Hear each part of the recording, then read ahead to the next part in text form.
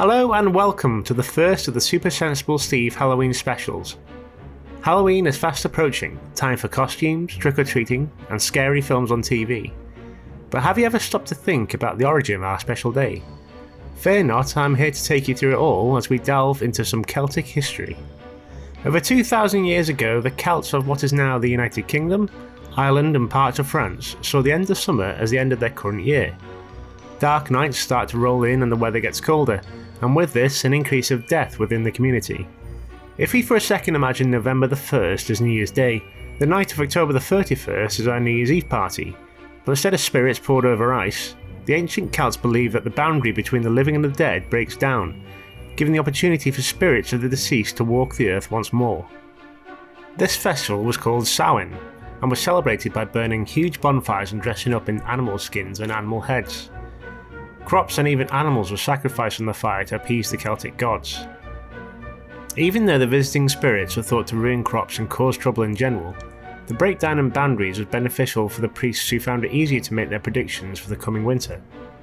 Once the celebrations were over, the villagers would use a large bonfire to relight their own personal fires at their abode, preparing themselves for the cold winter to come.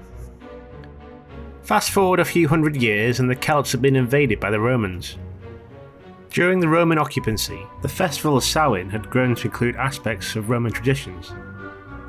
Feralia, a Roman festival to celebrate the passing of the dead, and a day to honour the god of fruit and trees, Pomona, were both amalgamated into the Celtic festival. It's thought that the link to the god Pomona is the reason why we have candy apples and apple bobbing. During the 9th century, the Catholic Church introduced All Hallowmas, meaning All Saints' Day, a church-sanctioned day to commemorate the dead in an apparent attempt to eradicate any remnants of the old Celtic beliefs. Despite the changes, celebrations of costumes and bonfires were carried over by the church. Villagers would also start to leave food and wine out to appease the visiting spirits. This day eventually fell on November the 1st, resulting in October the 31st, the traditional day of Samhain, becoming All Hallows Eve, which later evolved into Halloween as we know it today.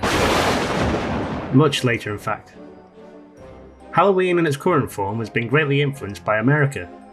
During the mid-19th century, Irish immigrants that travelled to the country brought over aspects of the Celtic traditions, including dressing up and costumes. They also started to go house to house asking for food and money, leading to trick-or-treating. This may refer back to British and Irish All Souls' Day parades, where the poor would beg for food. Pastries called soul cakes were made by the more well-off families and were exchanged on the grounds that the receiver would pray for the family's dead relatives. This practice was called going a soulin'. At the turn of the 20th century, there was an attempt to make the festival more family-friendly by taking out the superstitions and religious beliefs and focus more on bringing the community together.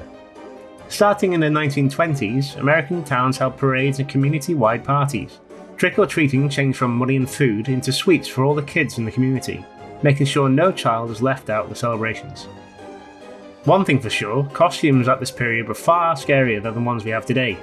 Here are a few examples.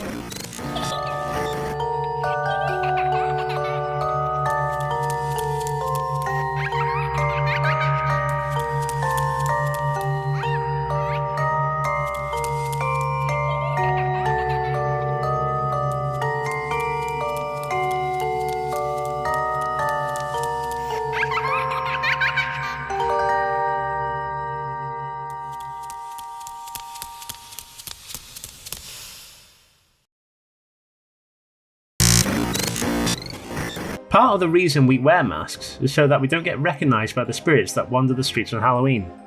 Unfortunately this year it looks like costumes and trick-or-treating are off the agenda, but there's still fun things you can do at home like carving pumpkins. Pumpkin carving was also brought to America by the Irish immigrants. In Ireland, lanterns with grotesque faces were carved into turnips and were placed as another form of protection against the spirits. Turnips were used for a couple of reasons. 1. Ireland didn't have pumpkins yet, and 2. The tradition is based on an old folk tale of Stingy Jack. The story goes that a grumpy turnip-loving drunkard by the name of Jack sold his soul to the devil for a drink at the local pub. The devil transformed himself into a coin to pay for the beverage, but Jack tricked the devil and stole the coin, keeping it in a pocket that also contained a cross. The cross prevented the devil from turning back to his original form. Jack agreed to free the devil as long as he would wait before taking his soul.